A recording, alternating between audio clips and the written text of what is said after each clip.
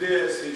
Ir tas žmogus nori išgyjo, tik tai, bet būtent tas ir yra, kad Dievo buvimas aplinkui mus, mes esame apgaubti Dievo buvimo ir mums tas, kai mes kalbam su žmonėmis netikinčiais, tas Dievo buvimas įtakoja žmonės netikinčius ir jie jaučia, o taip jisai kai kalbėjo, tai net neprisilietė prie jo.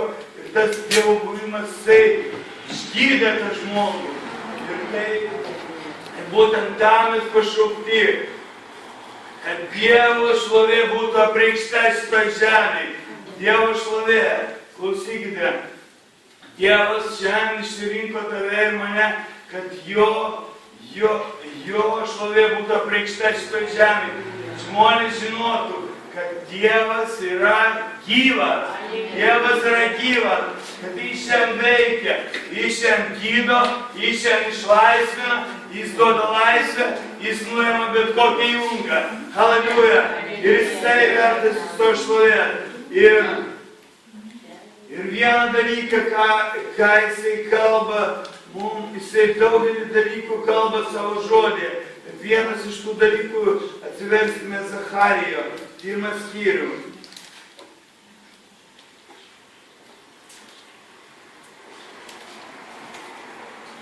Dievas mums kalba, Dievas nori kalbėti mums.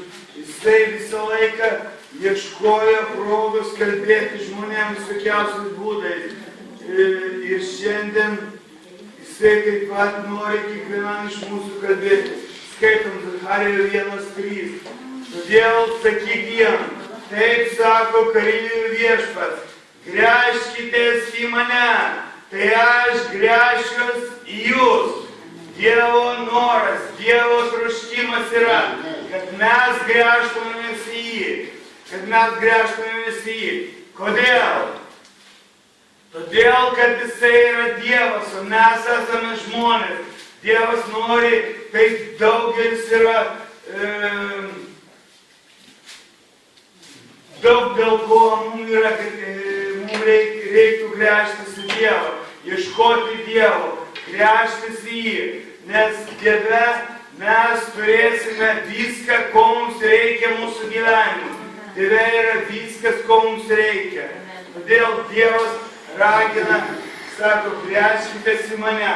Jisai žino, kad kai mes gręšimės į jį, Dievas pripildys mūsų jėgą.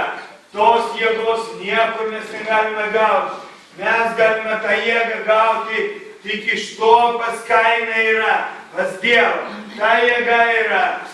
Kai ta jėga pripildo mus, mes gauname tą jėgą, su ta jėga mes praeiname pro bet kokią tamsą, pro bet kokius suspaudimus. Mūsų nedirgina. Dievo žodis sako, ir bloga žinia neišgąsdins jo. Ko jo? Va tavęs, kai tave pripildys jėga, Dievo jėga, kai artuma Dievo, tavęs neišgąsdins jokia bloga žinia. Dievas nepasakė, kad bloga žinia neateis į tavo gyvenimą. Ne, būtent sakė ateis. Bet kai tu reaguosi ją, bet kai tu būsi įsitvirtinęs Dieve, neišgąsdins tave, jokia bloga žinia neišgąsdins tave. Taip pat daugelis kitų dalykų. Mes gauname tenai pas Dievą. Dievas yra kūrėjas, Dievas yra gyvybės kūrėjas. Ir ta gyvybė, tai ką mes melime šiandien, gyvybė ateina. Tikras gyvenimas iš jo. Kai mes prisipildome tą jėgą, gyvybę teikiančią jėgą, Prisiminkit, kai Dievas sukūrė Adomą, ką jisai padarė, jisai papūtė, įkvėpė į gyvenimo dvasią.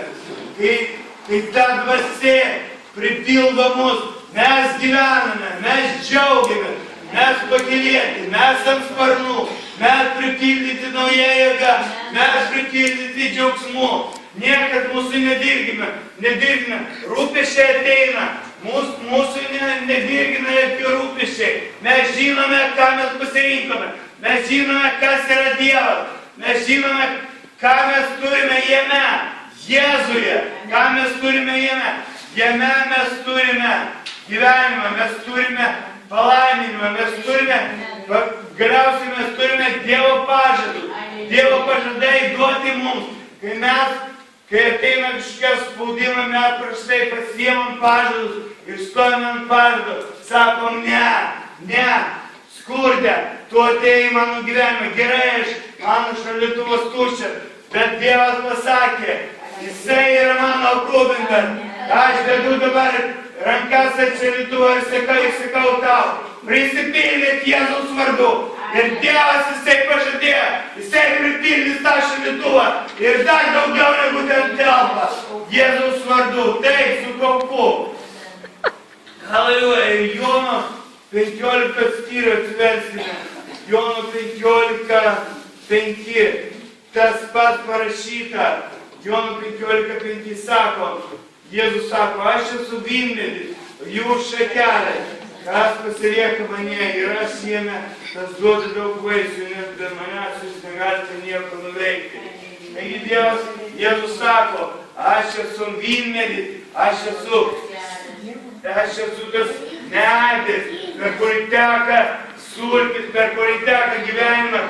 Kai jūs pasiliksite manyje, kaip tos šakelis, tas gyvenimas tekės į jūs, kaip srovė pripildys jūs, gyvenimas tekės į jūs. Kai jūs pasiliksite manyje, sako, nes be manęs, sako, jūs nieko negalite nuveikti. Jūs nieko negalite nuveikti. Ir dar vienas dalykas, aš šnekėjau apie tai, Jonavo, aš neatsimenu, čia vakar ar trečiadienį pamokslė. Mums reikia gręžtis į Dievą dar dėl vienos priežasties. Mes dažnai susikoncentruojam ant savo visokių nesėkmių.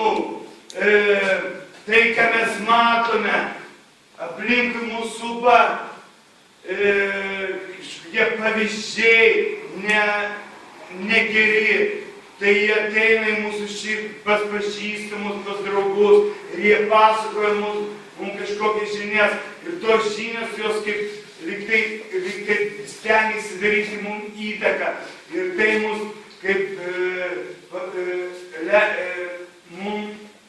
mes susimastom paprastai, bet jam taip blogai atsitiko ir man gali taip atsitikti. O, mintis ateina.